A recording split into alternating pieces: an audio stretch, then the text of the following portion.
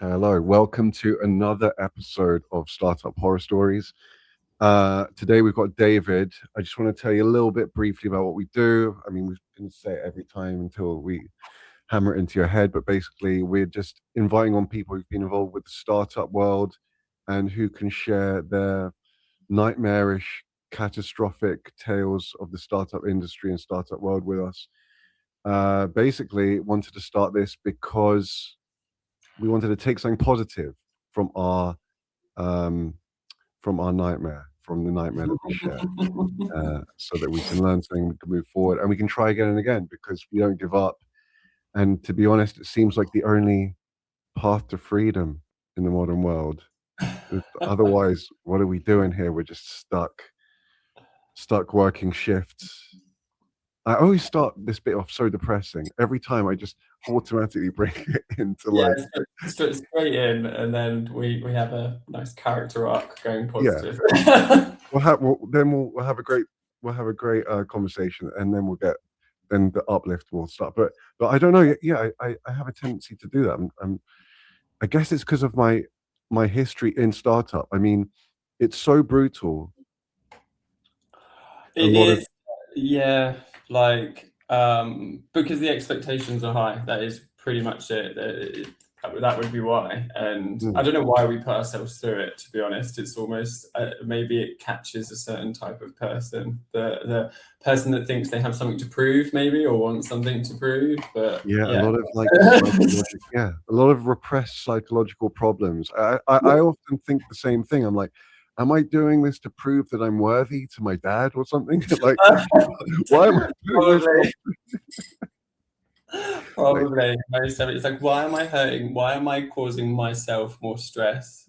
yeah. Like, But why? then I come to the conclusion, even regardless of whether I have psychological issues or something, I've tried to pursue normal careers and stuff, and Mm. I'm incapable of doing that.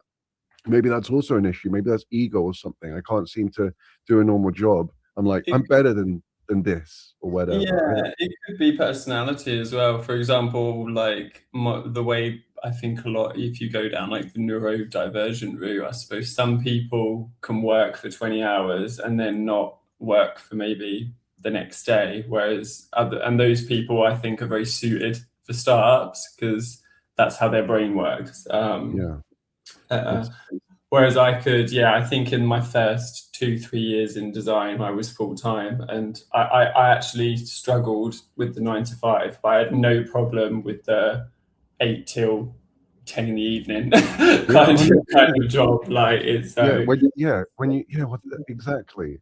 I think it's I think there must just be a certain percentage of the society that happens to fall within that category where those working hours, they are mm, biologically suited to that. I mean, I guess it's arbitrary when they selected it in the industrial revolution. These are working hours. I guess that was just based on probably a majority. It's probably like 60% of people are biologically suited to that, and they probably felt, well, that's good enough. That's a kind of we're getting more than 50% productivity here. But basically, before I waffle on too much, I want to properly introduce you and let you introduce yourself. Um, so yeah, I've been following David for a while on LinkedIn. I always see he's like a compulsive LinkedIn poster. I'm always every time I log in, I'm seeing his posts. Some of them better than others, but they're always there. yeah. And yeah, he seems interesting. Seems like he's got a lot to say. But yeah, he's working in UX and design, and I have a fascination with that area. I've worked in UX within startups a lot myself, but I'll let David introduce himself now. Yeah, so I'm a graphic and product designer. Worked in design for we're going into my 12th or 13th year. Starting in gallery and agency, and then startups for the latter 6 years. With regards to LinkedIn, I'm probably mental on it, but everybody now that follows me knows that I'm quite It's weird because in person you don't actually seem like your persona on LinkedIn, to be honest. That's the funny thing about it. Every time people actually get talking to me, they're like, "You're actually really nice," and I'm like, I am nice." But it's also because I write. I think I write in how I think I talk. Whereas everybody else reads my writing in Yeah.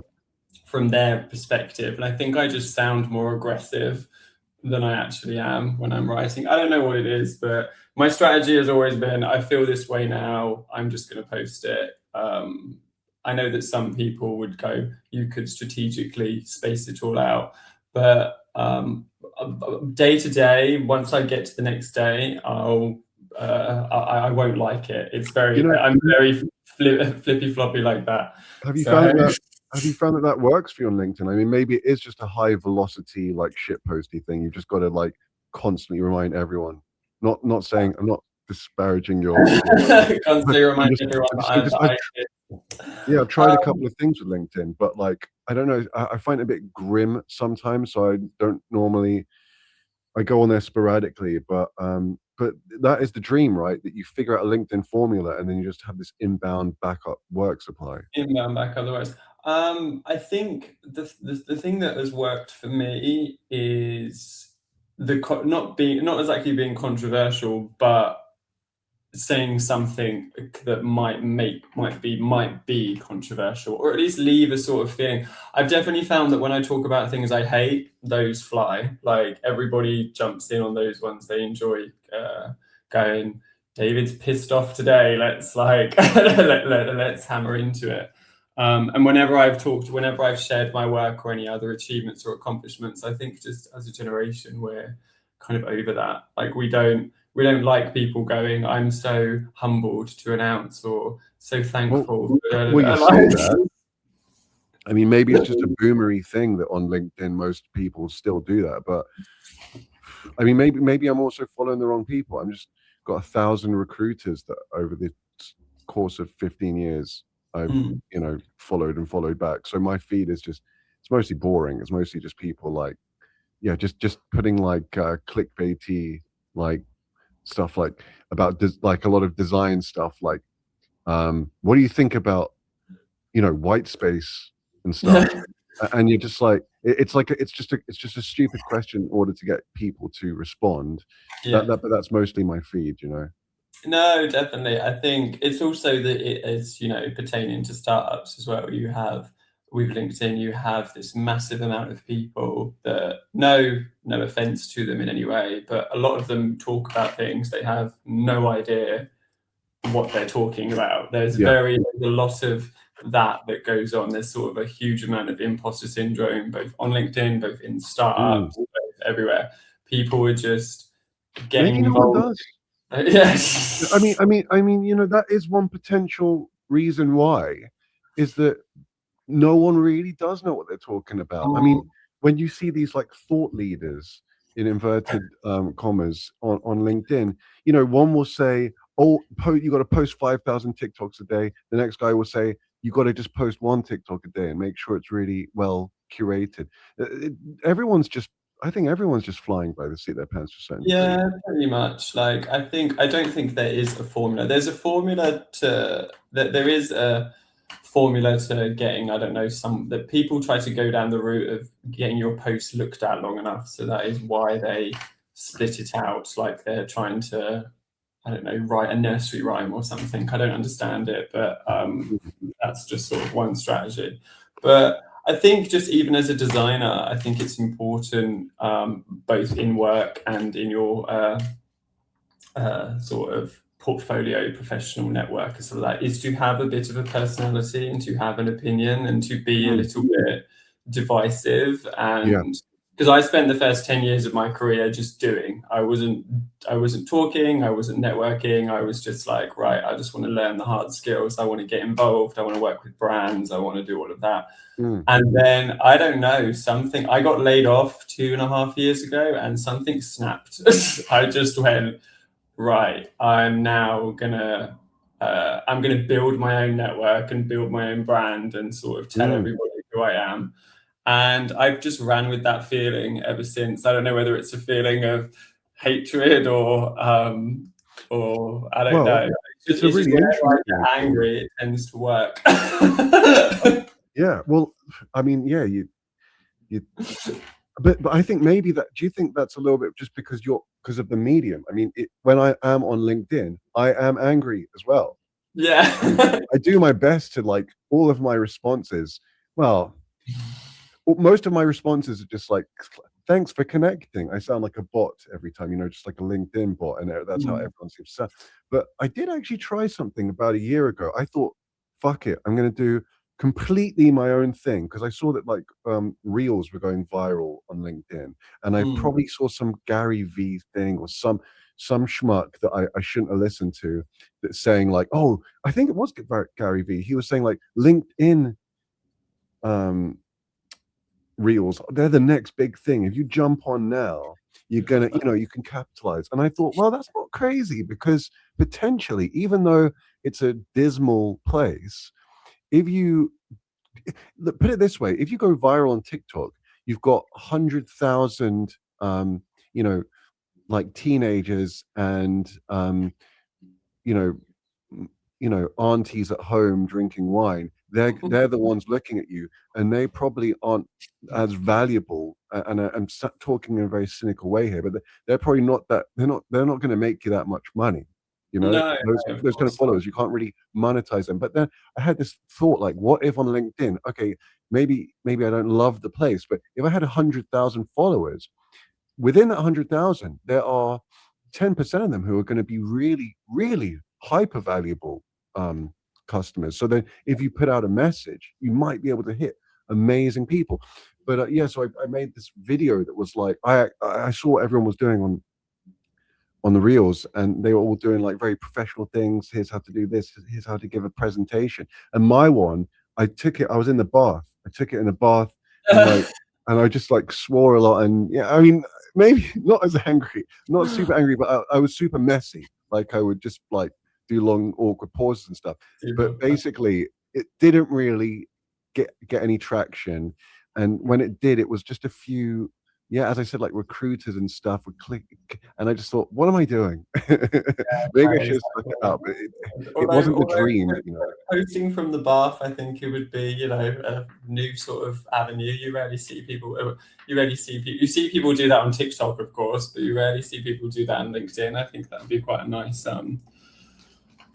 It would cause controversy, which I think might do quite well Yeah, that's what I on thought. That's what LinkedIn. I mean, possibly I just needed to do more. But so I don't want to drag you down the Mm, whole LinkedIn rabbit hole here. I mean, we that's wanted to talk fine. about all your stories and stuff. Yeah. We could just talk for half an hour about LinkedIn, which is not my intention. So, if you want to, do you want to dive a bit into some of your background, and then maybe, and then whatever you feel like talking about, because see where the wind takes you. Yeah, so I mean, I worked in London for an agency who lovely job, like absolutely fun. I got to have my work all over the UK and everything like that. And then because it was working with digital brands and everything, so the reach for my work was fantastic whilst working there. It was really, really nice. And then I don't know what happened. I wanted a change, and I wanted a change of city, a change of pace, a change of everything. I remember interviewing for the startup that I moved to in Edinburgh. I was hanging out of the fire escape whilst on the full-time interview because they desperately wanted me and wanted to move up. And I was like, why am I doing something deeply dangerous? I mean, really dangerous. I was however many floors up and I was outside this, but I was doing it to avoid my boss whilst being in the interview. So I was Wow. hanging out the fire escape to do it. Um, and I don't know, yeah, I got the job, I packed my life up and I moved up to Edinburgh. But weirdly enough, with startups, every startup that I've worked in, which has been from fashion to sports, and then in sort of into music and podcasts, and then back to sports again.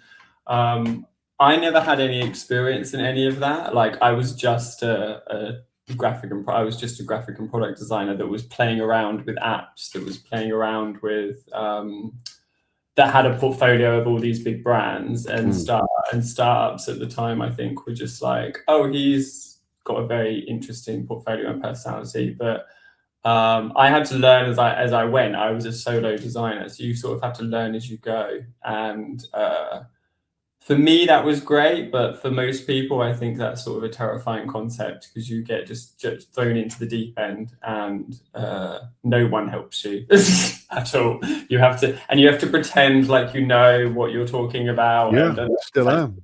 Yeah. like all the time.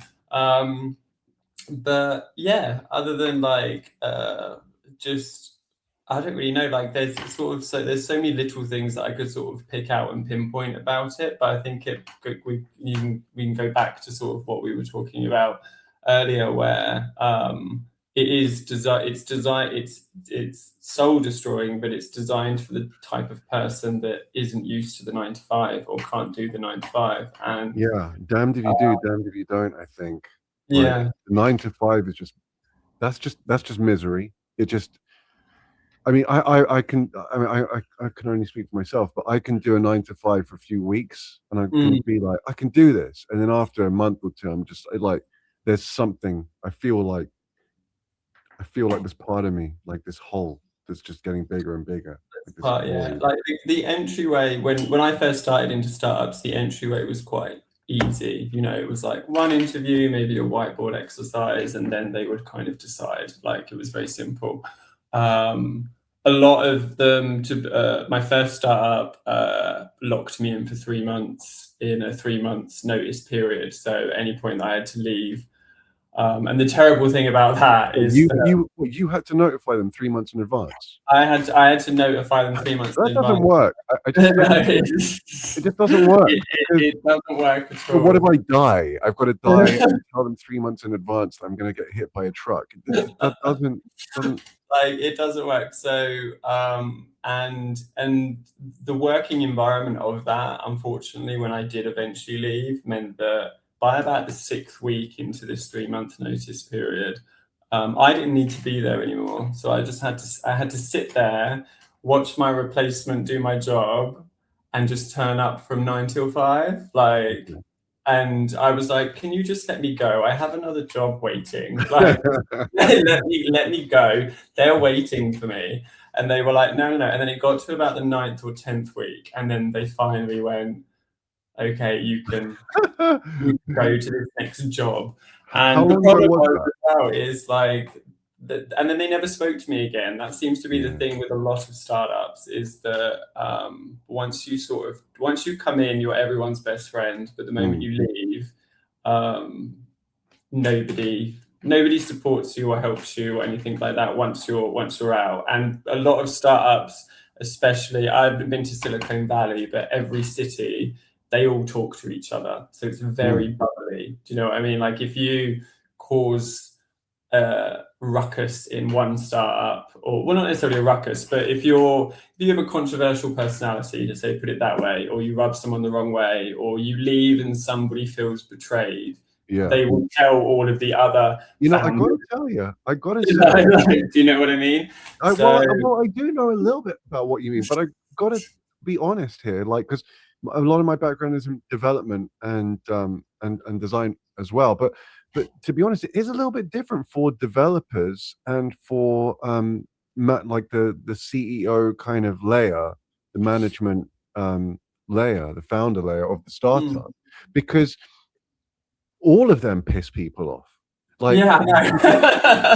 for the designer, maybe it's like you piss someone off and they talk a little bit. But I got to say, like, because I've tried to run them in the past, and I'm sure I've made worse enemies than the designer has, because you're really getting in people's faces, and you Mm, really are going to lose friends for life.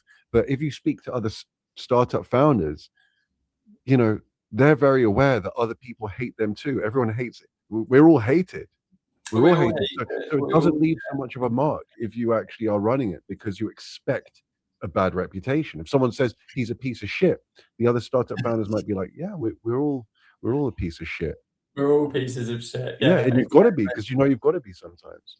I think as well, like it's kind of a lot of stuff because a lot of founders and stuff are, I don't know, of an age between, especially a lot that I've met in startup world, they can be anywhere between 25 to like 40. Like that can kind of sort of be the range, especially with new startups and things like that. Yeah. And I think because they themselves are also kind of figuring it out as they go. Yeah.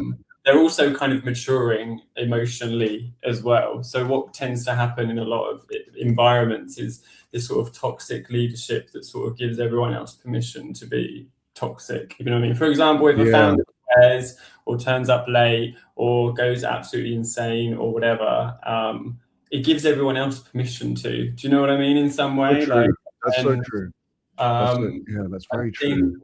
I think that's a big problem. Like, not to be ageist or anything like that. I think some founders and leaders can come from any age, but in a role like that, with how demanding it is, and also you're giving somebody that's 25 like 60 million quid, and you're like, or, you know, from when they've fundraised it and they have all this money now, and it's a lot of money to handle. Like, Yeah. and I just Yeah. think, yeah, I think that's it's more so the HR practices, I suppose, that it's just in startups that just go completely out the window, like every single time. Like, there's just nobody does the HR process because you don't have enough people in a startup to need one. Yeah, no, you'd be insane. If you have a 5-person startup, if you hire an HR manager, you're a bad CEO. Yeah, You're terrible running a company if your priority is caring about anyone's feelings in such a small team. pretty It's much. way easier to fire. Yeah, which I should have done. You know, when I was in my 20s, I ran a startup, but I didn't have Mm. the I didn't have the balls to fire because, well, I just didn't. I was too anxious. But in hindsight, you really got to. If I could have been a bit more of a bastard, it would have actually worked out better. You know. Yeah, I think you should. I think there's this. What is this? It's a managerial way of kind of looking at your business. Is, you know, you have this sort of 4 quadrants, don't you? You have like top performers, high culture, low, and or something like that, like, or Mm. whatever. And one of them you can kind of mentor, and the other one you can kind of teach and stuff like that. But if there's somebody that's low effort, low culture, and low culture, high Oh, I see effort, exactly what you mean. Yeah, yeah, yeah, you have to get rid of them, and yeah. because and I don't know, maybe there's many people in I think there's probably many people across startups that have been wrongfully accused in in those sorts of feedback loops because of how clicky it can get. It can get Mm. very, very clicky very quickly, and the adult bullying is isolation, isn't it? That's generally what people do when they go, we don't want to associate with this person and stuff like that. Yeah, So we'll try to manage them. We'll manage them out, or we'll let them, you know, for a better word, fuck up and then fire them. Like, do you know? Like, do you know what I I know mean? exactly what you mean. Like, Yeah, it's interesting how that's really. I never thought about it like that. Adult bullying is isolation. adult bullying is not. That's my experience generally. Just not just in the workplace. I mean, everywhere. Most of Yeah, the time, no, because it I've not. I mean, I don't know if that's common knowledge, but now that as soon as you mention it, I was like, oh, the penny dropped. I was like, yeah, of course it is. Of it course it is. is. Yeah, Yeah. it's very much Or there's one other form of adult bullying, which is passive aggression. I mean, that passive aggression. Yeah. passive I aggression mean, is and right. as a nation, we're built on it. Yeah, Like, yeah, as a nation, we're built on it hugely. But yeah, yeah, I think it says a lot about it says, I think startups really, it's less about, most of the time a company will tell you about itself the moment you leave. I think that's the most important thing that I've noticed. In even when I got laid off from my previous startup, the way they handled my layoff was lovely, and the way that they handled my like moving on was very nice of them. But then they all unfollowed me on everything. It was very like, really. yeah, very, That very is weird. good. Are you allowed to name drop or not? No, I'm not. No, sort of thing. But It's they, all right. yeah, It's all right. they sort of but I think it was just to do with them protecting their peace and me protecting mine. I think it was very that. Well, But again, kind of. it's still. I don't know. That's a very generous spin to put on it. That sounds gross, to be honest. If a it, company of people all locked me off the social, unless you had like a public meltdown or something. Exactly. Like, I think it's just, I think, well, for me personally, my unique experience is I have continuous public meltdowns. So maybe it was like, maybe it was because that's part of my brand, How bad are your meltdowns? a part of my meltdowns. But no, it was more like it was the same in a previous startup where I, moved and transitioned on, and the management and leadership and stuff like that just don't talk to you anymore. Like they just completely. It's almost again. It's just very that, like, you hand in your resignation, Yeah. and you're not spoken to anymore. It's very like you've now. I don't know, because there's I such a guess closeness so. between. Yeah, I think it's because I, there's such a I, closeness between you and leadership. You've now kind of betrayed them in some yeah. way, or you've made Okay, I something. understand that. I understand exactly what you're You know what I saying now. mean? I understand exactly what you're saying. And now that, yeah, now that you mention it, yeah, I do. Yeah, I had one experience when the guy fired me, Yeah. and we were quite, I felt that we were friends. Everyone in the company was friends. But yeah, I also had the same thing. Everyone, you, locked, like, they didn't say it, but it was assumed that we are not going to talk anymore. Yeah. It's And I yeah, see what yeah. you're saying. Because of the size of it, it gets a very personal thing. But I tell you also why. I mean, sorry, I'm completely talking too much. I should be asking more questions. But Fine. but you're sort of igniting a lot of memories for me. The thing is, because at one point I was doing overemployed. Have you ever heard of overemployed?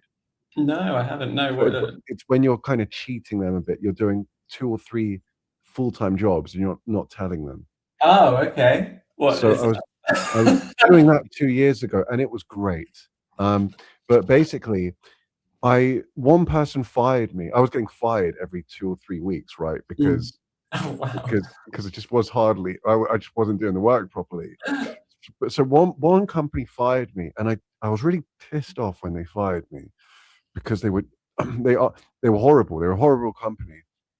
They asked me to turn the camera on because I put I had it was like first thing in the morning, and I had the camera off. They Yeah. were like, "Could you put the camera on?"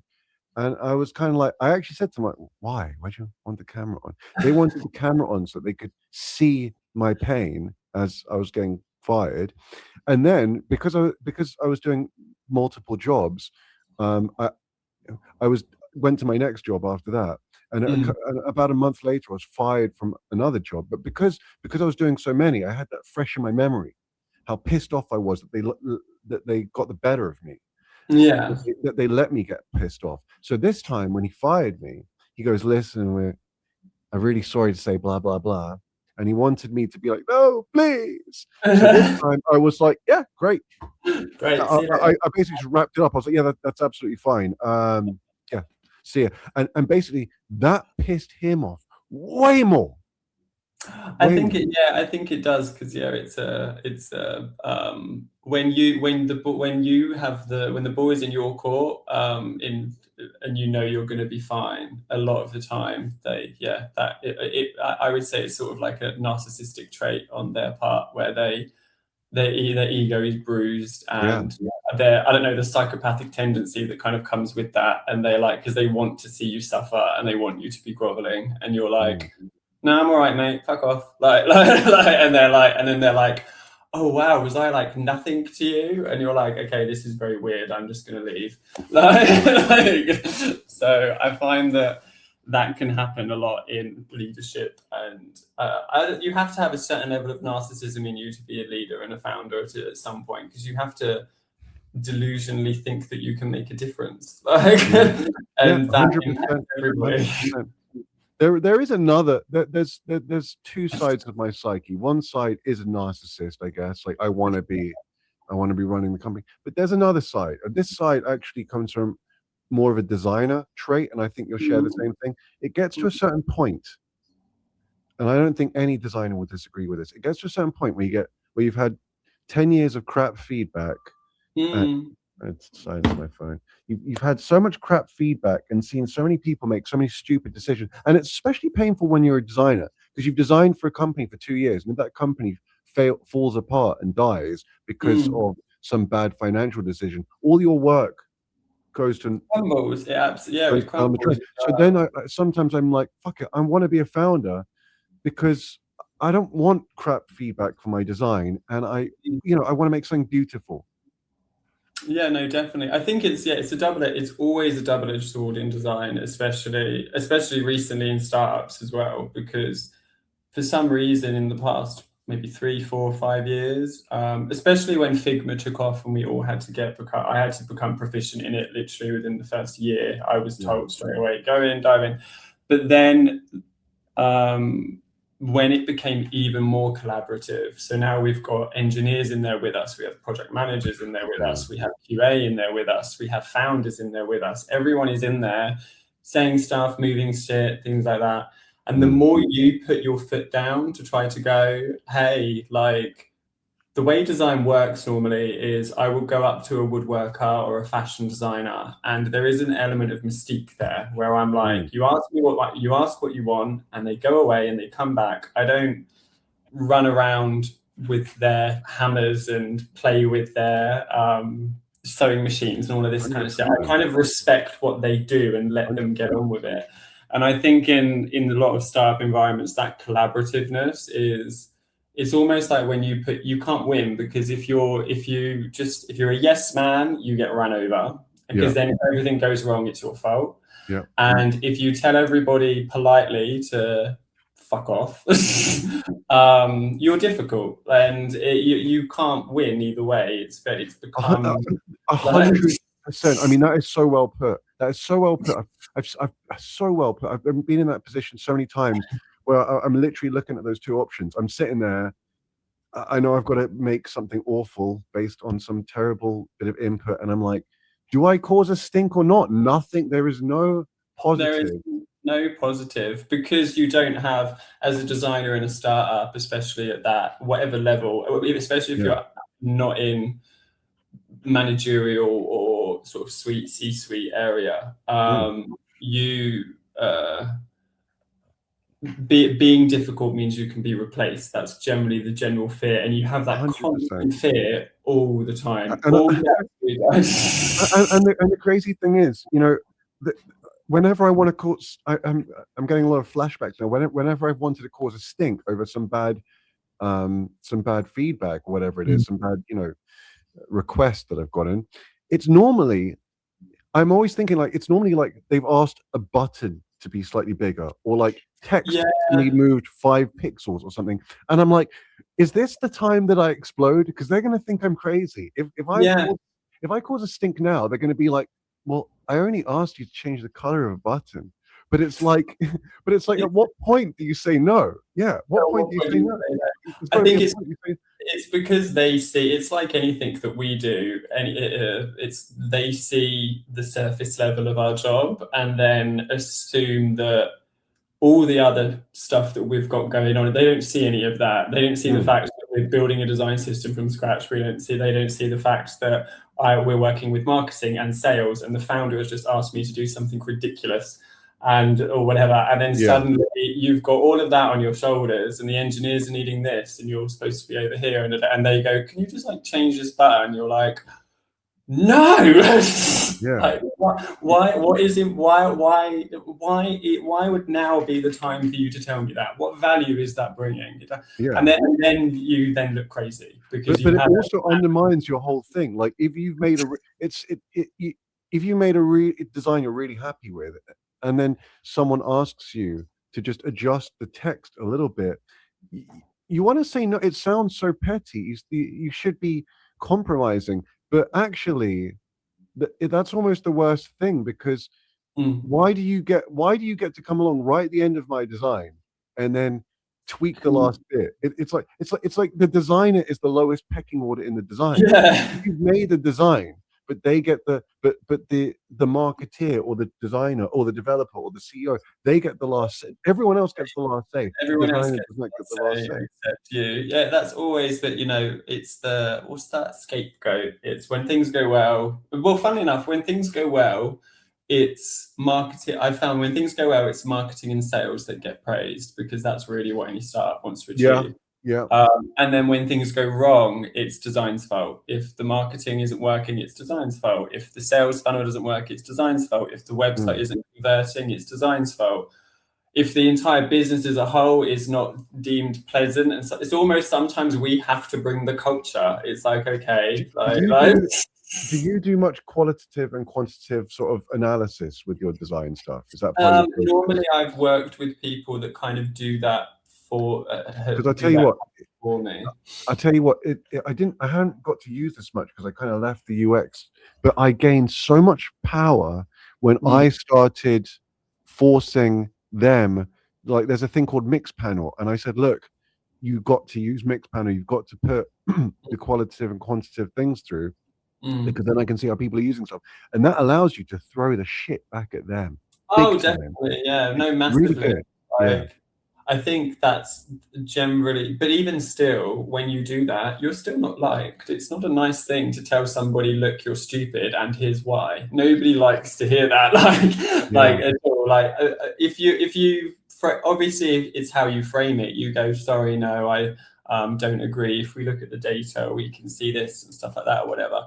But again, it's just I find that incredibly draining and performative. And I'd much rather just be like, instead of questioning me every step of the way, how about I let you do how about you listen to what I say, think about it for a minute, and then go, the designer probably would have come up with this because they have to look at the data, or they have to do this, or they have to do that. They're not just pulling an idea out of their ass. Like, they're generally there. Have you noticed as well that, I mean, it's with everyone has this problem that they always know better than the designer, but the CEOs especially, it's like they'll look at your whole design and go like, "No, don't like it," and then you're thinking, "Well, actually, I know you're the CEO, but I have a better idea of whether it's good." Yeah, I have a much It's like the CEO looking at the code and going, "No, no, I don't like the code. I don't like the architecture." You'd be like, "What are you talking about?"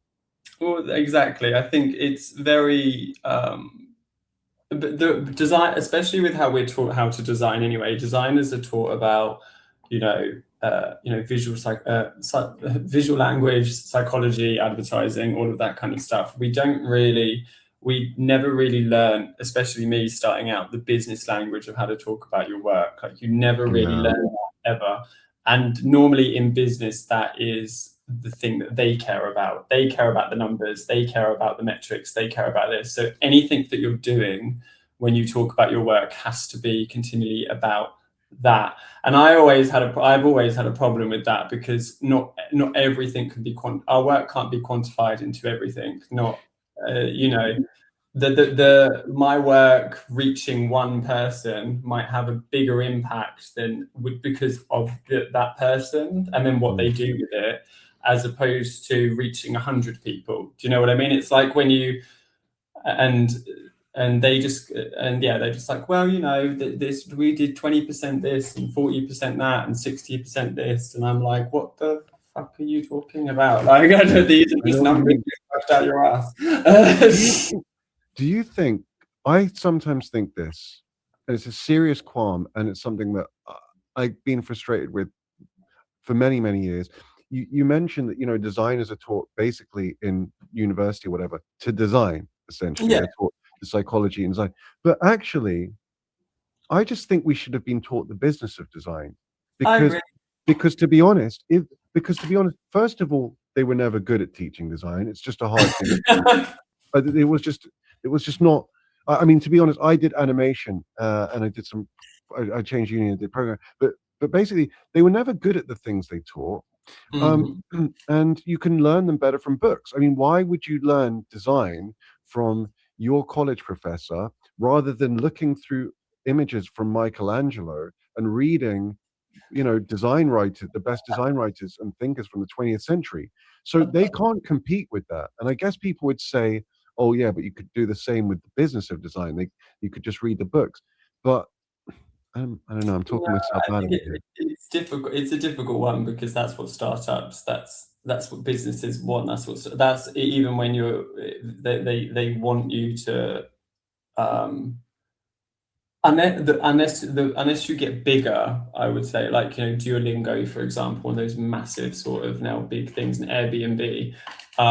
You could argue that now that they've sussed business of design, that now a designer's job is all about culture. It's all about coming in and sort of not changing the culture, but cultivating the culture, the brand, everything, keeping it lively and blah and everything.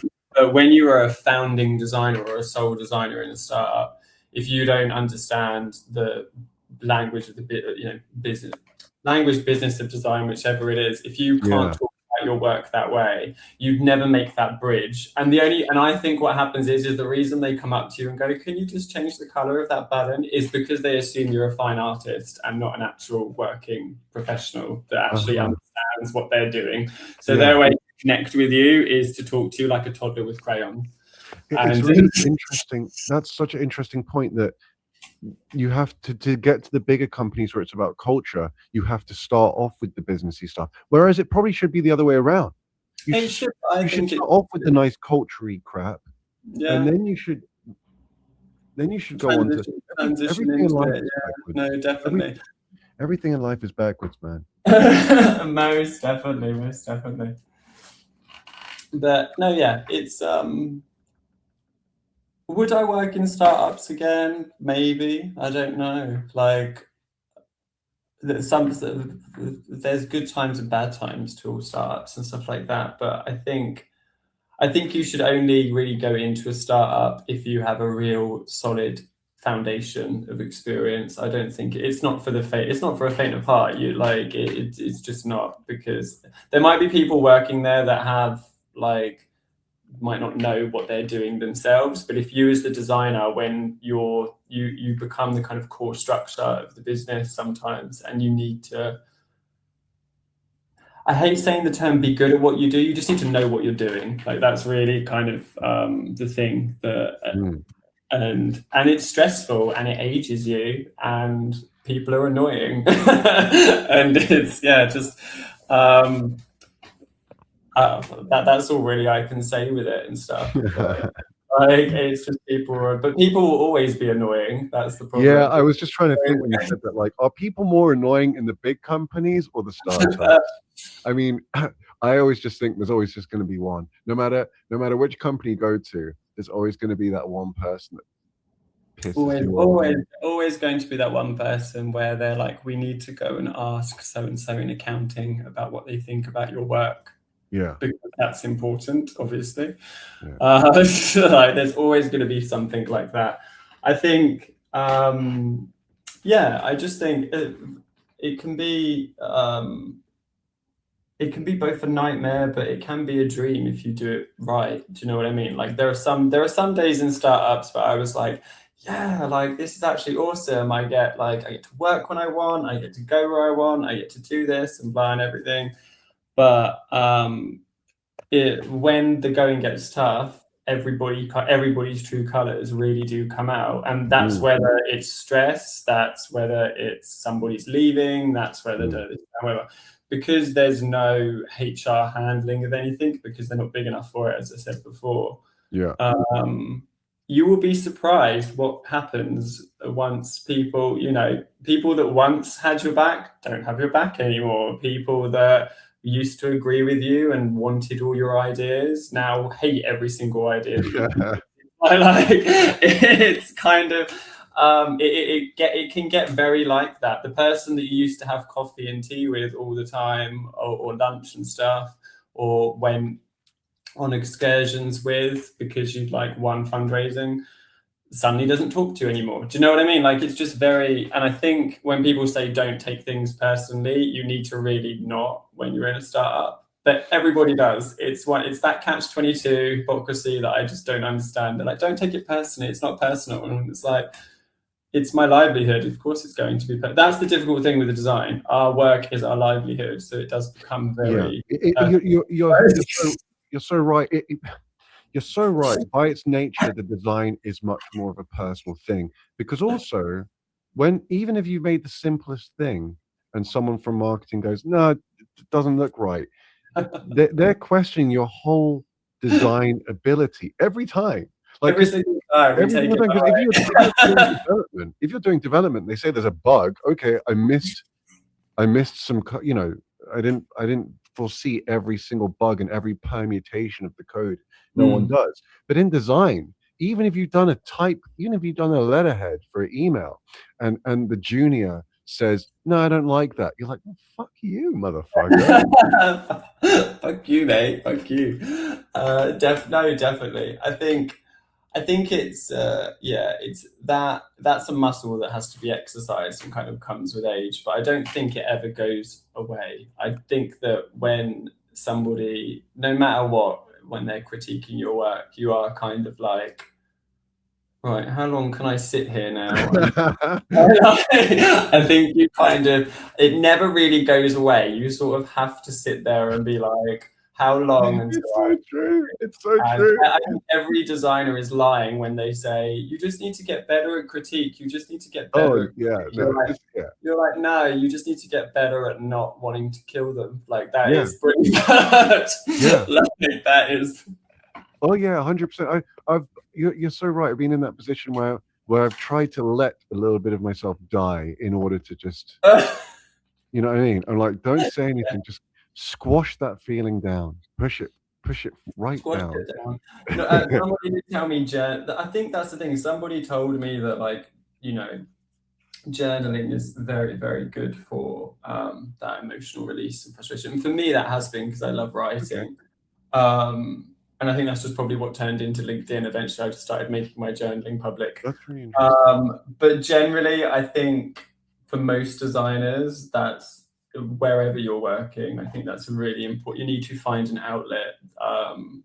Because I don't think just going away from your job and, say, doing a hobby does the job. I think there's so many, you need to find a way to deal with all the frustrations that come with working in a startup, that come with working on. You need to find a healthy outlet. Otherwise, it is absolutely soul destroying and crushing all the time, especially now in the landscape that we're in, where nobody can get a job, nobody can get an interview, everyone's being laid off, all of that kind of stuff. You need to find a way to internalize all of that. And my way is journaling. I just write, and I like to write and write and write. But I tried it, but I couldn't stick to it. But maybe I'll give it another go one of these days. But listen, David, I'm going to have to run because I actually have a meeting soon. I'm so sorry, but No, because I could honestly talk, I could hear your bitching for hours.